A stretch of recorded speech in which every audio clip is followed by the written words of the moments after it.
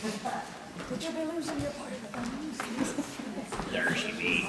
Boy, mateys! Arr! How be? Just, yeah. Arr. Seems like a fine crew out there, but there's some scallywag, scurvy-billed rats. Seem to be needing a bit of a pirate's lesson here before we start. Now, when pirates greet each other, they say ahoy. That's a way of saying, well, hi, how are you doing? Yeah. And it's only good manners to say ahoy when a pirate says ahoy to you. So let's try this again, shall we? Ahoy, matey! Ahoy! Oh, yeah, bring a tear to an old sea dog's heart. Well done. This here tale was told to me by my captain when I was a wee lad. And it was told to him by his captain. And before that, his captain's captain. And his captain's captain's captain's captain's. Anywho, 'twas the night before Christmas.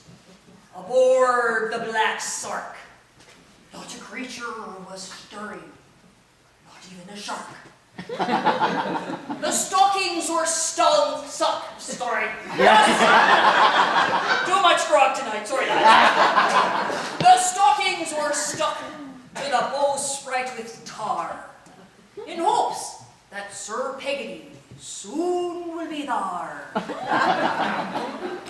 The pirates were a-snoring like pigs in their bed, while visions of treasure chests danced in their heads. And I, with me spyglass and scrappy old dog, stood watch in the crow's nest for ships in the fog. When out of the mist there rose such a racket, I slid down the mast with me sword to attack it. Away to the poop deck I ran very fast. I threw off the anchor and shouted, "Avast!"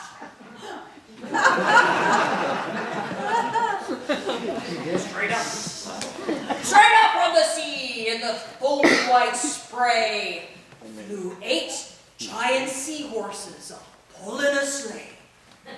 A mean-looking driver, a hoisting one leg. Well, shiver me timbers! It must be Sir Peg.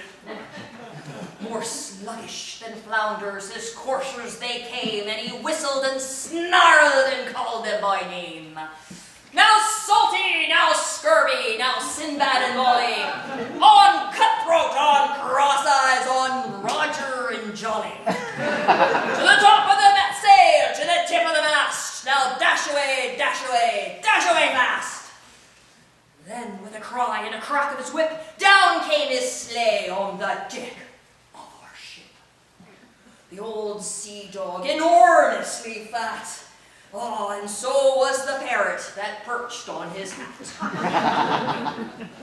He was dressed all in black, from his head to his heels, and his clothes were all covered with seaweed and eels. His eye, how it twinkled. His dreadlocks, how twiny. His scars were like crossbones. His gold tooth, how shiny. His mouth was turned up with a nasty old look. The silver gleamed sharp on the point of his hook. A scary white skull he had hung on his ear. Soon gave me to know I had nothing to fear. He spoke not a word, but went straight to his sack and stuffed all the stockings with coins and hardtack. And the Black Sark was soon filled with holiday cheer and loaded with gifts for each good buccaneer.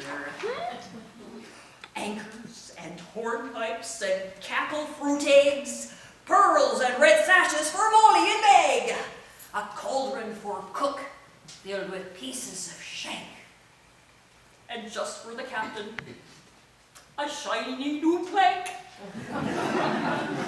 But oh, me heart broken